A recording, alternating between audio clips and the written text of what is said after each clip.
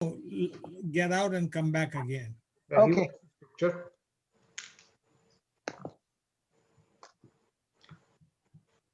That means each and every flame is an individual identity. Yes, somewhat connected, but independent too. Yeah. Whatever happened, I can't find it.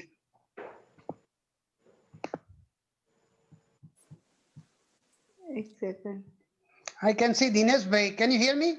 Yeah. બધા તો એકલા દિનેશ ભાઈ જ દેખાય Yeah, I don't know what happened suddenly. તમારે ઉપર બતાવશે બે Yeah, I ડાટ know. થશે કે ચાર ડાટ થશે એમાં ગેલેરી વ્યૂ જુઓ ઉપર જે છે ગેલેરી વ્યૂ જુઓ તો દેખાશે તમને. Yeah, ખબર નહીં એકદમ કેન્સર. એક મિનિટ ફરી જોઈન.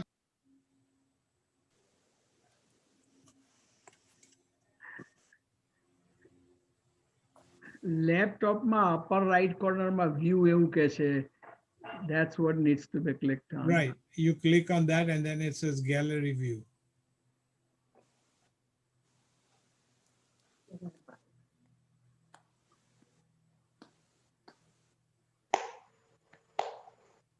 આપણને ટીચરે કહી દીધું કે હું ક્લાસમાં નથી આવવાનો, તમે જાતે ડિસ્કસ કરો. ચૂપચાપ બેસીને એટલે આવીને પછી પૂછશે કે કયું ડિસ્કસ કર્યું, આવ્યું કે નહીં. અમે જ્યારે આપણે માધવબાગ પાઠશાળામાં હતા ને એવું થતું હતું કે અમારે જે લીડર હોય કે હું હમણાં આવું છું તમે વાત કરો, તમે બધા અંતકડી રમીએ એટલી વાર. ભાઈ હું પણ એ જ પાઠશાળામાં ગઈ પણ અમે અંકડી નતા રમતા, અમે બહુ બરાબર બેસીને અમે ટીચર તારામાં ને મારામાં એટલો જ ફરક છે ભાઈ. Okay, so can we go ahead and start? Yes. Okay, so the last one is an entity called Pudgala. Pudgala means a personal entity. So they say that there is something called personal entity that retains the basis of the karma that gets transferred over to the next cycle. That is called Pudgalavada. So for their purpose, the idea of continuity is that there is a transfer of one flame to other flame, but there is no permanent thing. And second part, they are using an argument, and if you look at the third point, Sautantrika school of Buddhism says transmigrating substratum of consciousness, each personal act is a perfume. The individual and leads to planting of a seed. And the argument is using is this: if you use a seed, eventually it becomes a tree. So the seed is manifested in the karma, which will come as a tree in the next cycle. So it is not completely disconnected, but not connected the way Vedanta will say, I sir. So there is a connection, but not in the way that there is a base upon which everything is connected. There is only a temporary connection from one to the other. So just like a seed has a connection with the tree, and the tree will produce a seed, which will produce another tree in the next life. So it goes on like that. That is his argument, or that is the argument of the Buddhist school. Buddha himself never explicitly said many of these things. It was his disciples who enlarged upon the ideas. Okay.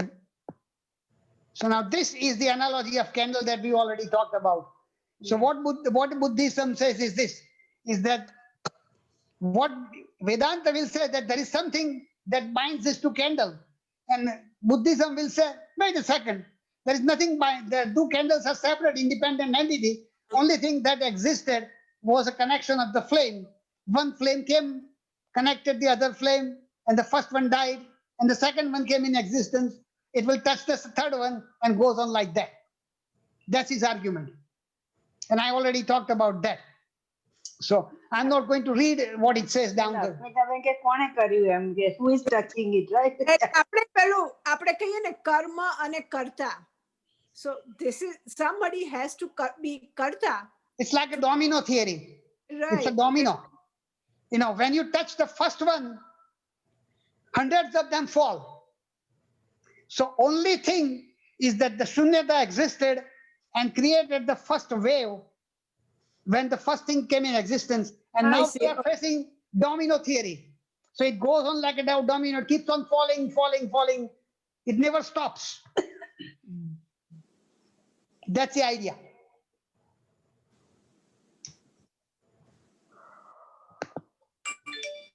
What about rebirth?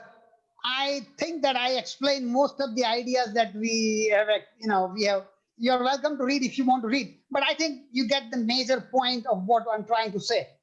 So this is the explanation of various different schools, how they will use void versus personal entity and whatnot. So I won't read the whole thing because it's pretty long, but I'll come to important ones. So the concept is Pudgala. What Vedanta will say, that there is a base upon which the Pudgala, the personal entity, comes in existence, and Buddhism will say there is no base. The personal entity came in existence temporarily as a flame and went further. So that is the theory of Pudgala, and that is one of the variation of Buddhist school. This is acceptable to many of the Buddhist school. So there are subgroups within those, but that's basically what it is.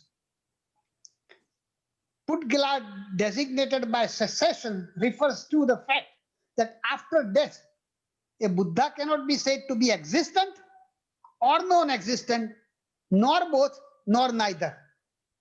So again, same gobbledygook. Yes, no, No. Yes. yes, no, neither yes nor no. So person exists, the answer is no. Person doesn't exist, the answer is no. Person exists and doesn't exist, answer is no. And last one is also no. So that is complex argument of Buddhism. So that's called Pudgala. So those things exist but don't exist. Yeah, Dinesh. Dinesh bhai, you were saying something? Nah. Okay. So karma is basically concept that basically is idea comes from Pudgala. How karma gets transferred is this. If the Pudgala cannot be described in terms of existence or non-existence, one would fall into nihilism. So again, this is same thing. Nihilism means shunyata, and eternalism means permanent structure. So he basically is arguing neither there is a shunyata nor there is a permanent entity. And it exists. There is something in the middle, which is the middle pathway, which is Nagarjuna's concept. And when we say mithya in Vedanta, by the way, mithya accepts that it exists, doesn't exist. So what this guy says is that mithya itself doesn't mean it is an illusion. It neither exists nor doesn't exist.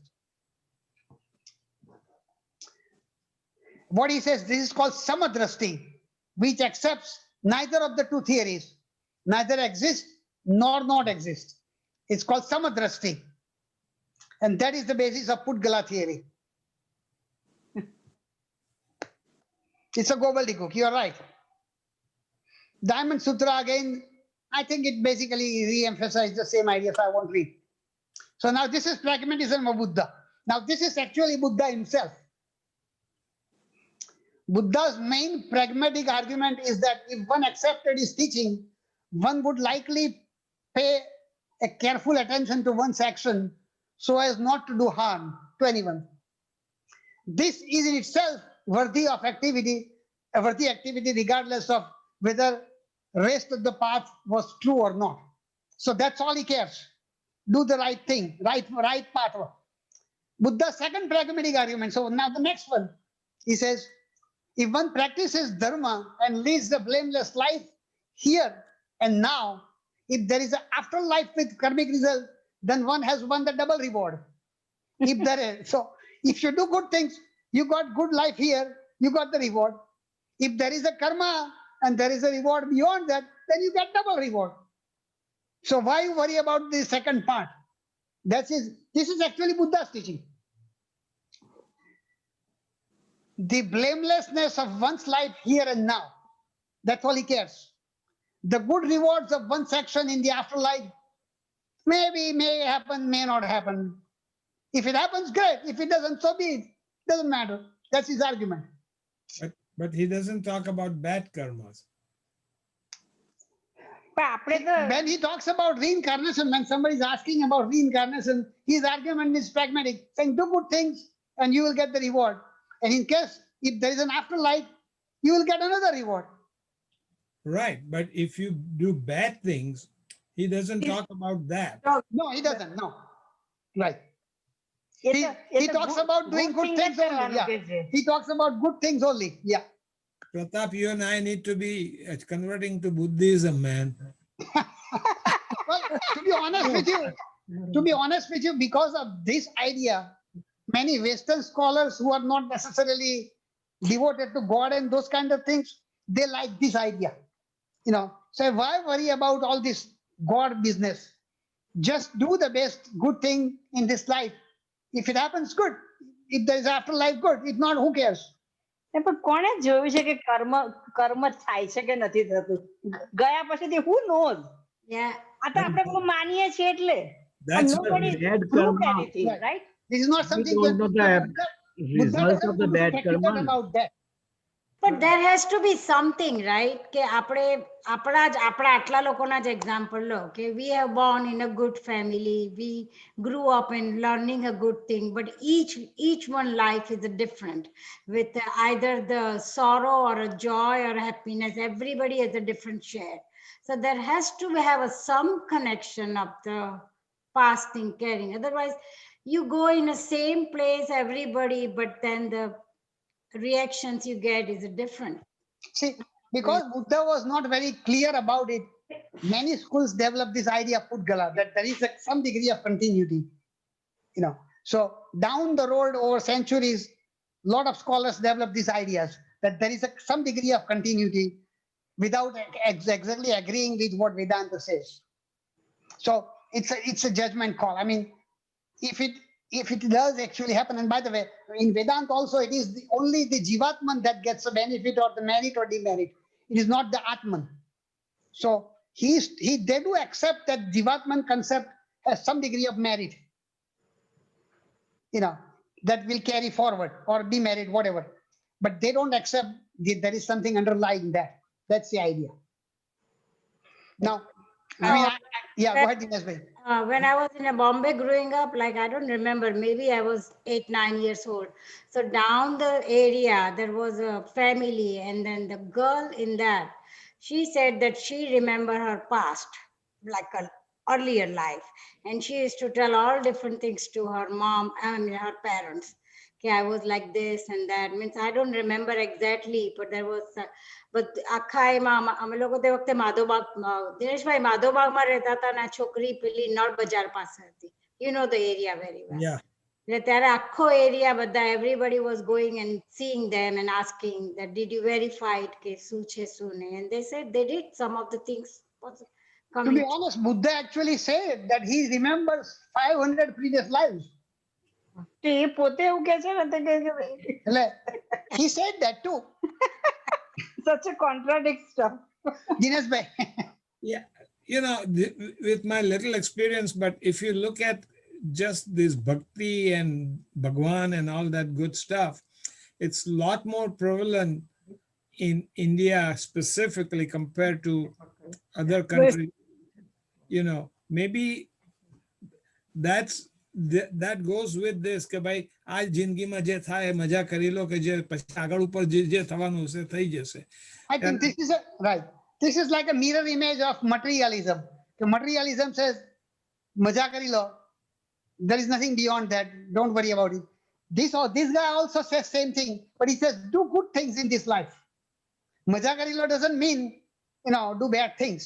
Yeah, પણ આપણામાં જુઓ તમે આપણા Hinduism એટલે જે આપણે whatever you and I, આપણામાં there is lot more ભક્તિ. આમ કરો ને સવારે 4 માળા ફેરવો ને બપોરે આ કરો ને સૂતી વખતે આ 2 શ્લોક બોલો ને whatever it is that we believe in and what we do.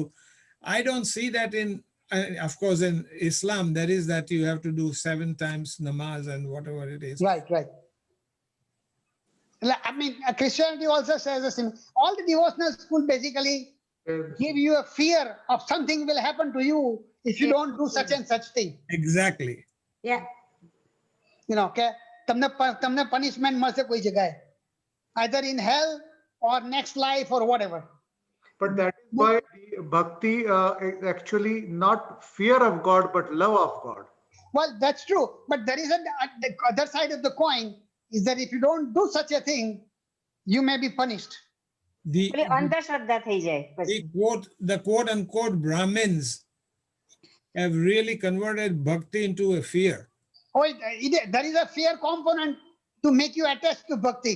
કે ત્યાં સ્વામિનારાયણની જે આપણે કથા કરીએ છીએ તો that's what it is, you know, કે તમે પ્રસાદ નહીં લો તો તમને આમ થશે, તમે આ પેલા આ કર્યું હતું એટલે એને આ થયું, એટલે ફિયર જ બધો ક્રિએટ થાય છે ને એમાં. I think this guy is more pragmatic. Buddha appears to be more pragmatic. He's concerned about this life. You know, how to live the life in a better way and how to avoid suffering. Right. That's what he's worried about. You are right. Absolutely right. It makes a lot of sense if the concept of doing good things is practically, put in place. Then because this is the only life, so why not do good things? Right. Exactly right. It makes sense that because nobody really knows what's going to happen. That's correct. Have we ever found anybody who says that I died and went to heaven, or I died and went to hell and it was terrible? Nobody really knows. So really doing the good things in this life and not worry about what's going to happen next, I think. But No, but the person who doesn't know what is good and what is bad, they are doing bad and they think they are doing the God work, you know. That's what the things are happening now. Right? Let me try and finish this off. How much time we have? we have હજી હમણાં તો another 20, we have a 22 minutes, Okay, 21 all right. minutes. So I think I should be able to finish this off. Yeah. So now the question is, who influenced whom? You can see the Vedic society influenced Buddhism, Buddhism influenced Vedanta, Vedanta influenced Buddhism, on and on and on over centuries, you know. So now you can see, and these next few slides are basically one group taking other idea, other group taking previous idea and kind of enlarging and trying to mix and match ideas. So Tathagata Garbha is a text of Buddhism. Now, how they define emptiness, you can read the emptiness definition is the exact same definition as a fullness. What is the last line says something else. Wise know that is actually unchanging, stable, and eternal. So that is the definition of emptiness, which is the same definition of Purnata in Vedanta. So, you know, they are using the same different word, but having the same concept. That's the point I'm making. The statement shows the emptiness does not mean absolute absence of form. It merely means absence of finite form, which is what Vedanta also says. Yes. Vedanta exactly says the same So, thing. but then they explain all these things, meaning emptiness or shunyata. So this is a Buddhist text. So you can see how the evolution happened over 1,000 years, you know.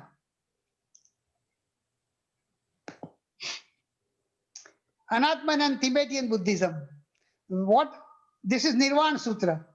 When I have taught non-self, fools uphold the teaching that there is no self.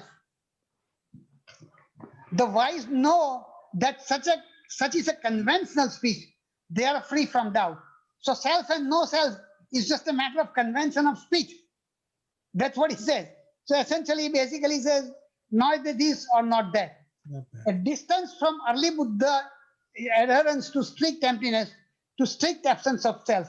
So now this is evolution of Buddhism. Originally said there is complete emptiness, and then said there is a fullness, which is Tathagata Buddhi.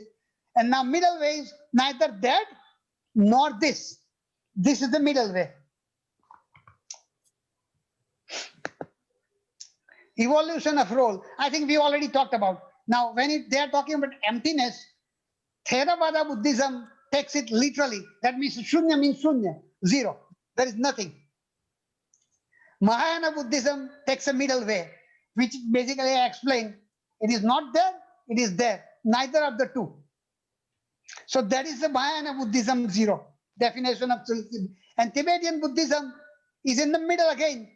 Like those four things that I explained, they will argue all the four things. So you can see from absolute zero to absolute fullness, and they are arguing in between all the ways that you can think of. Mm.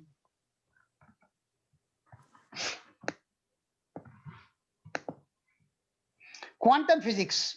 Now, Buddhism and quantum physics have a similarity. Why physicists appear to be attracted to Buddhism is this. Because quantum theory says there is a matter that keeps on transformation. It keeps on transforming matter to energy and those kind of things. There is one entity that keeps on getting transferred. Buddhism argues the similar way. So Vedanta, the Buddhism and the quantum physics have similarities. Buddhism is closer to quantum physics, but only if interpretation of Buddhist doctrine is taken not literally. Okay, now next line. If the doctrine of Anatman and Shunyata are taken too literally and too nihilistically, means Shunyata, then you lose the parallel with quantum physics. Because quantum physics allows qualitative existence of particle that behave with particle qualities. So if you think in terms of Theravada Buddhism, quantum physics will not accept. But if you think in terms of Mahayana Buddhism or Tibetan Buddhism, they will begin to accept that. Because they believe is that one matter keeps on getting transferred from one to the other, to the other, to the other, without any consistent one structure, which is what Buddhism talks about. So if the interpretation of Anatman and Shunyata is taken to mean inherent interconnectedness with this subtle qualitative existence, there is almost perfect match with quantum physics. Especially when you see that Buddhism is not concerned with proving the God, which is what science wants, is that matter has been there, it just keeps on manifesting in different ways. Forget about God. So Buddhism is closer to that. And this was written by one of the scientists. The paper was a comparative study of quantum physics, Vedanta, Hinduism, and Buddhism. Well, science always wants proof, and prove it to me. And Right. some of the concept of Vedantic are not provable by human intelligence. It goes beyond human intelligence. Because And- science the argument of Vedanta is science objectifies everything, but the subject itself is never studied. Right. The subject that knows all these things is the one that is the heart of Vedanta. Right, but there is no room for that in science because In science, right? Because there is no object. Yeah. Right. So now this is quantum physics and Advaita Vedanta. Advaita Vedanta claims the universe is a strict non-plurality and that all objects are mere illusion. That's Advaita way, that everything is an illusion or mithya. Mithya. Quantum physics will argue the view that a Brahman as an interconnected whole of the universe, it does not state particles in themselves are non-existent. So again, you can see the similarity but differences too. Mm-hmm. Quantum physics will agree it's an illusion that particles appear to be constantly changing, but they don't accept that particles don't exist. They believe the particles do exist. Vedanta says, Advaita Vedanta says, only consciousness exists. Matter is an illusion. Scientists will not agree. They do agree with the idea that there is a continuation of change, but that something exists. It is not an illusion. And they will not agree that consciousness is the fundamental principle. They will agree with the consciousness is an emanation of the matter. Consciousness arises from the matter that interacts with itself in the mind. So it is like similar to Buddhism, that it is the consciousness is an illusion that comes forth in existence temporarily because of the matter interaction. Vedanta will say consciousness is the primary, matter is the emanation of consciousness. The science will say other way around. Yeah, it's chicken or the egg kind of an. Right. Did I make sense, Pratap and Ashok Bhai and everybody? But there, to to understand anything, you have to have the consciousness, right? No, he says from the mind. You are right. But science will say the consciousness is a phenomenon that arises like a flame arising from the candle, which gives you an explanation temporarily. It is an epiphenomenon of brain activity. So there is no permanent structure entity called consciousness. It is an entity that comes in existence as a temporary phenomenon because brains interaction. That is the argument. Yeah, some of the This- styles are like easy to understand, and you think that okay, you are getting some idea out of what Buddhism, and some make you bring you to the point zero again. That Because what it is, it's so complex. it's It is zero. complex, no doubt about that. But Yeah. this idea of Basic idea is there. yeah, the conversation of matter and consciousness is an issue that is going to take God knows how long to be resolved. Are there two entities? There is one entity. If there is one entity, which one is the primary entity?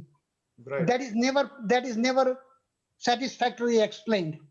Advaita Vedanta says consciousness is the only entity, matter is just illusion.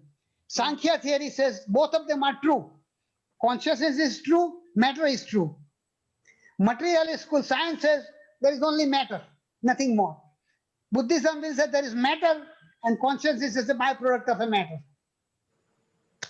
It's part of Rajan Bhai, part of the, according to me, part of the problem in accepting and understanding this is that from day one of our birth, we've been dragged into with Vedantic theory or Vedantic way of thinking, not maybe, going into consciousness and Atma and all that, but there is, આપણું આખું upbringing અત્યાર સુધીનું, it's more on a Vedantic side. So it's very difficult, at least for me, very difficult to accept with a clean mind, કે ના ભાઈ, okay, let's just clean everything and listen to what Buddhism says. But the minute you try to do that, Vedantic comes and says, no, that's not right. No.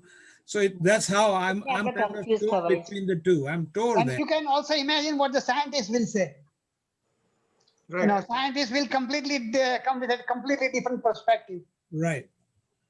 But I mean, this is a debate that has no end to it. Okay. All right, let me just try and finish this off. I think I explained that Bijoy Barua is a professor of philosophy in University of Kanpur, and he wrote a very nice paper. He says, Shunyata in Atman and Atman in Shunyata. So I mean, the title itself is explanatory, He says, Shunyata in Atman, which is contradictory argument, and says, Atman in Shunyata, which is another contradictory argument. So he's trying to rationalize that same coin viewed from two angles, two sides, appears to be one side full, Purnata. Purnamidam, the poem Purnamidam, right? So Purnata is on one side and Shunyata is on the other side. That's the argument. Right. So he basically says that you are arguing about same thing from a completely different perspective. આપણે પૂર્ણ માનીએ છીએ અને એ શૂન્યતા માનીએ છીએ. Precisely. Same And concept. yeah, go ahead.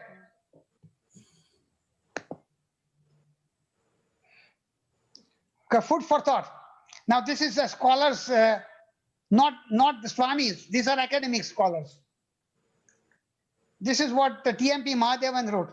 An apparent similarity between Advaita and Buddhism, Buddhist Sunyata, was simply a tactical device of Shankaracharya. His means of overcoming an opponent while pretending to take his side. So how he used Buddhist argument to win them over and incorporate the Buddhist idea into Vedanta and essentially make the Buddhist idea relatively irrelevant. So he's using, somebody said, I think as Murgal wrote, is that Shankaracharya embraced Buddhism and Buddhism got suffocated by his embrace. So Basically, Shankara was a big politician. Right, exactly right. Absolutely right. Now, as Mudgal writes, the assimilative nature of Sanatana Dharma did not merely digest Buddhism, but digested Buddha too, by adding him to Hindu pantheon, calling him an avatar. Wow. So this is the scholarly dissection of how interconnected they were. Right. That is a pure marketing of Vedanta. We talked about enlightenment, awakening and enlightenment and self-realization, so I won't read this slide. Now this is what Shankaracharya says.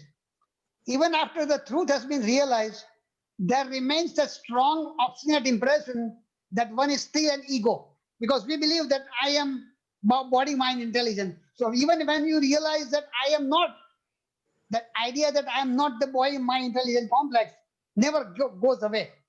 That's what he said. So idea of Vedanta is to make sure is that you eliminate the concept of ego completely in order to come to realization that I am not there. That's what Shankaracharya is saying. Easily said than implemented. Yeah. Say it again. It's easily said than putting in Difficult done. practice. Right. Exit. Right. You're right. So And now Shankaracharya's problem is this. Shankaracharya called Buddha either a fool because his fallacy of logic and continuity and impermanence, because his logic makes no sense, or a knave, that means dishonest person, who knows is that what he's talking is illogical, but still propagates the idea. So this is what Shankaracharya wrote. But then he also wrote that Buddha was ninth avatar of Hindus. So you can see how here his argument intellectually was one way, but he also wanted to win them over. So he did the other way too. Right. He took his idea. Precisely the point. Yeah. He accepted some premises of Buddhism, Right. hence was now because he imbibed Buddhism, the Vaishnavite school attacked him as a crypto Buddhist or pseudo Buddhist. That this guy is not Hindu, he's a Buddhist. He is Buddhist, yes.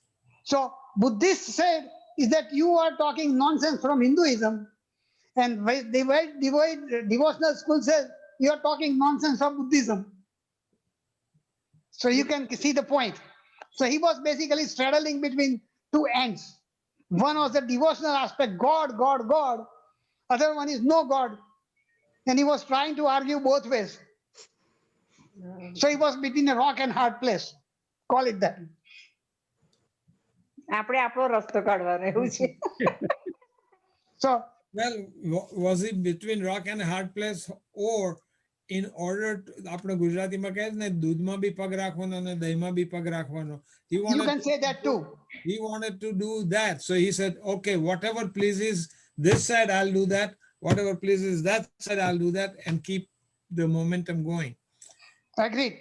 see, the influence of Buddhism was so high at that time that what Shankara did was actually tried to save into the Vedantic philosophies by actual. Otherwise, Buddhists would have taken over the entire. Absolutely right.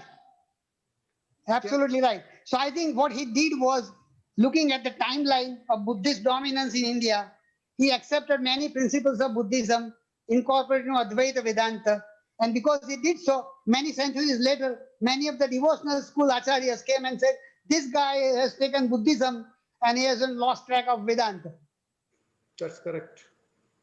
Wasn't it also because of the fact that the so-called elite class, which is basically Brahmins, who were suffering a lot because of the Buddhism, spread of Buddhism in India back then?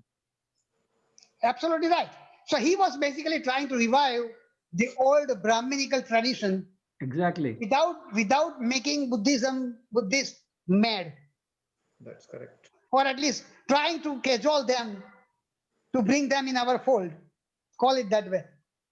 But in order to do that, what he did ended up many centuries later, the devotional school, Vaishnavite school, basically rejected him, saying that this guy is a Buddhist. પણ હવે તો બધા જ એ કરે છે. બધા યોગા કરે છે અને બધા બધા મેડિટેશન કરે છે. So let me finish this one. So this is S.N. Dasgupta, is one of the academic scholars. And he says his Brahman was very much like Shankaracharya's Brahman. His Brahman was very much like Shunyata of Nagarjuna. That's what he writes. So basically, each one is arguing the same point in a different way. That's what he's saying. Right. And as Mudgal wrote, the difference between Shunyata of Mahayana, of Buddhism, and Advaita, the philosophy of Hinduism, is a matter of emphasis, not of a kind. So what you are emphasizing is a different issue, but they're essentially same or similar. That's the point he's making. We have 3 minutes left. Okay, let me finish this. Arvindo basically said the same thing, that Buddha talked about the psychological aspect, but did not speculate about metaphysics, which is underlying basis. That's what Arvindo wrote. Vivekananda wrote, Buddha was a great Vedantist. This is what Vivekananda wrote. Buddhism was really only offshoot of Vedanta. That's what this is Vedanta. This is Vivekananda. Buddha never bowed down to anything of Veda and Brahmin and all those things. So Buddha made the analysis, and Shankaracharya synthesized the analysis. That's Vivekananda's idea. And this is what he said. Hinduism threw away Buddhism after taking it in itself. So Hinduism took away the main things of Buddhism and threw away rest of the stuff. This is again Vivekananda. The attempt of all southern Acharya, that means all Vaishnavite Acharya, was in effect to reconcile between the two. Shankaracharya's teaching shows influence of Buddhism. His disciple perverted his teaching. Shankaracharya's disciple perverted to his teaching. That's what Vivekananda wrote. Now, what Gandhiji wrote is important, is also useful. Oh, by the way, Gaudapada says, remember, Gaudapada says there is nothing born, nothing dies. This is the idea of Advaita Vedanta, which means there is nothing there before birth and after birth. That idea is basically similar to Buddhism, Shunyata. So when Gaudapada taught is that there is no birth, there is no death. And what is left is the void. But he used the void as an Atman. So that's what Shankaracharya used too. And this is, I think, Shaivism and Shunyata also has a similar idea. So by the Kashmir Shaivism we talked in Madhubai's class, also mentions Buddhism and mentions that final is the Shunyata too. I'll skip this one. Let me go to the last one. Mahatma Gandhi on Buddhism. This is the important one. This is my deliberate opinion that essential part of teaching of Buddha now forms integral part of Hinduism. That's Mahatma Gandhi. What Hinduism did not assimilate of what passes as Buddhism today is not essential. So whatever Buddhism now is not necessarily important. What we have imbibed is more important. That's what Gandhiji says. Buddha never rejected Hinduism, but he broadened the base. He gave a new life, a new interpretation of old Vedic. Gautam was himself a Hindu. And Gautam Buddha himself was a Hindu of Hindus. That's what he writes. So Buddha was Hindu of Hindus. That's what Mahatma Gandhi wrote. So he never rejected Hinduism. He just gave a different meaning to Hinduism. That's what he writes. Very true. And Gandhiji's